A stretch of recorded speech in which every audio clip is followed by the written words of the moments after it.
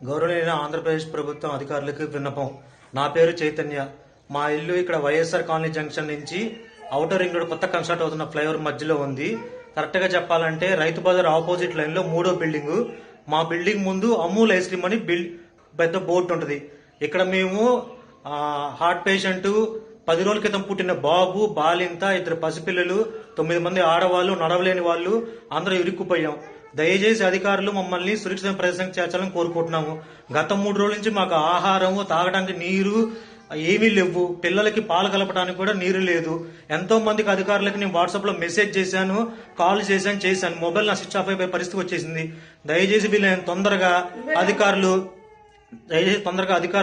మమ్మల్ని సురక్షిత ప్రదేశానికి చేర్చాల్సిందిగా కోరుకుంటున్నాము. ప్లీజ్ అర్థం చేసుకోండి, మమ్మల్ని హెల్ప్ చేయండి, కాపాడండి. Thank you.